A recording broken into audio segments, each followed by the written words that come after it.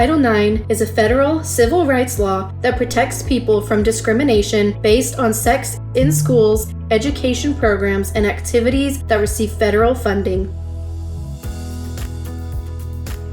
When Title IX became law in 1972, it resulted in greater opportunities for female athletes to compete in college sports and earn scholarships.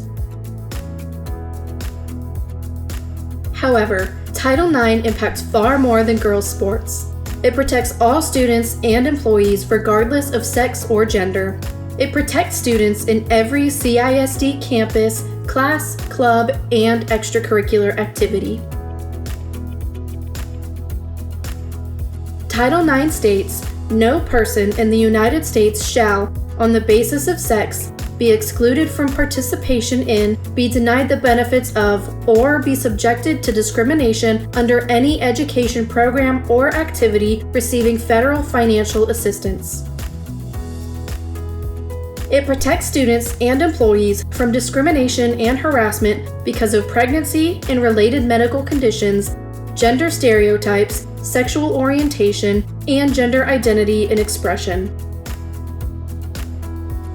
Recent changes to Title IX intensify the processes and procedures for investigating claims of sexual harassment. These changes give more rights to people accused of sexual harassment to level the playing field during an investigation. Under the new regulations, every CISD employee is responsible for receiving and reporting complaints of sexual harassment. Even if your job has nothing to do with sports, students, or discrimination, if you become aware of a situation of sexual harassment or discrimination, you cannot ignore it. You must stop what you're doing and report the complaint to your Title IX coordinator.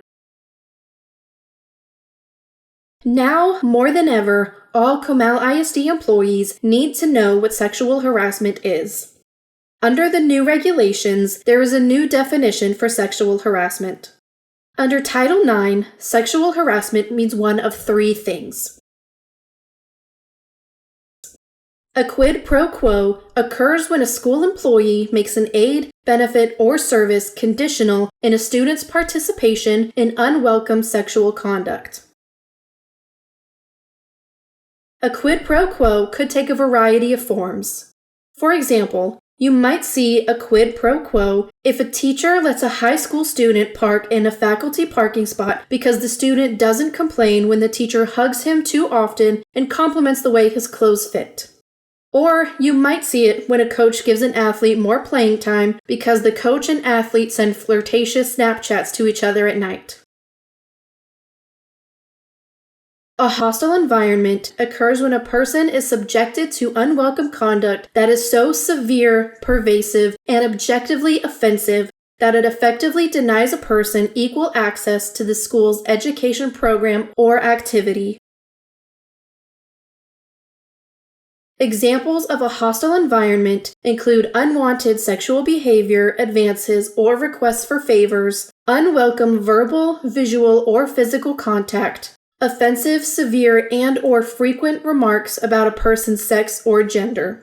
This harassment can take place in person or through technology such as emails, texts, Snapchat, or any other means of communication. In Davis v. Monroe County Board of Education, the Supreme Court considered a case of student-on-student sexual harassment. In that case, a 5th grade student endured 5 months of sexual harassment in her elementary school by another student. The harassment affected her schoolwork. She was emotionally distraught and wrote a suicide note. She could not concentrate on her studies and her high grades dropped. The other student was charged with and pleaded guilty to sexual battery.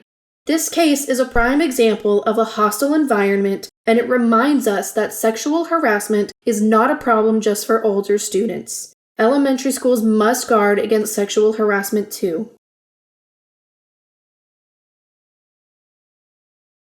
Sexual violence is an act in which a person intentionally sexually touches another person without that person's consent or coerces or physically forces a person to engage in a sexual act against their will. Sexual violence includes sexual assault, dating violence, domestic violence, and stalking. If you become aware of sexual harassment or discrimination, you should report it immediately to the Comal ISD Title IX coordinator. After a report is made, a team of administrators will evaluate and investigate the complaint. This team includes the Title IX coordinator, an investigator, and a decision maker. Both parties will be given fair and equal opportunities to participate in the investigation and may choose to participate in an informal resolution process such as a mediation or file a formal grievance. Appropriate supportive measures designed to restore equal access to the school's education programs or activities will be offered to the parties. They may include counseling, schedule changes, or increased supervision. The evidence will be carefully considered before any decisions are made. Comal ISD schools should be places where students can learn and grow in a safe and healthy environment free from harassment and discrimination. Under Title IX, every person, regardless of sex or gender, deserves an equal opportunity to participate in our educational programs and activities. With your help, we can achieve this for all.